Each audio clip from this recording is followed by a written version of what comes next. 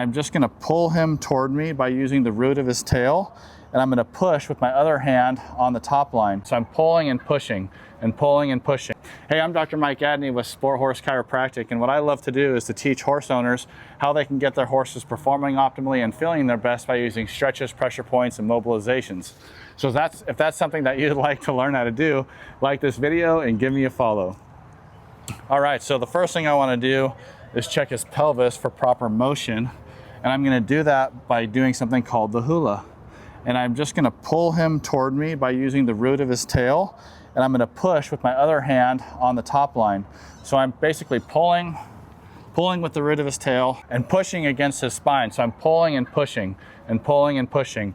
And I'm just checking his back for comfort. I'm just checking to make sure that we're getting rotation through all of these segments, that there's no pain or discomfort there, and that he doesn't start to gart as I'm pulling. Had a really nice release at what's called the sacral apex, or right at the root of the tail there. And I want to check this motion on both sides just to make sure that everything feels the same from side to side. So again, I'm going to take my hand and I'm going to use it like a hook. So I'm going to grab the tail like this, not like this. I'm not using my fist. I'm using a hook. And that way, when I'm pulling him, I'm not using my arm and doing this. If I grab, then the tendency is to use your arm to pull the horse towards you, which is not comfortable for them or for you. So what I do is I use a hook like this, go right under the root of the tail, my hands all the way up against the butt, and then I'm using my shoulder and my back to do the rocking like this.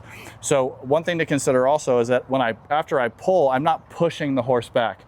I'm pulling and letting him reset. I'm pulling and letting him reset. It's almost like you're pushing the bath water and waiting for the bath water to come back, and then shoving the bath water and waiting for the bath water to come back. It's that same type of rhythm. So I'm going to go ahead and check his right side and just see how he feels here as well. Oop. And he's going to drink some water while I'm doing this. It's very relaxing for them.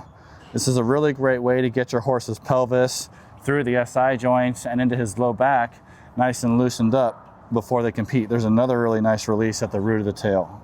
Good. And he feels really great in lateral flexion.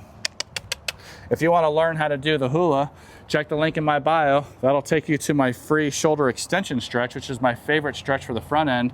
And at the back of that guide, you'll find a link to my entire equine stretching ebook, which is 157 pages of me walking you through how to do every single stretch from the horse's poll to its pelvis and all four legs. So take a look at that, and let's get your horses performing optimally and feeling their best. And he says yes.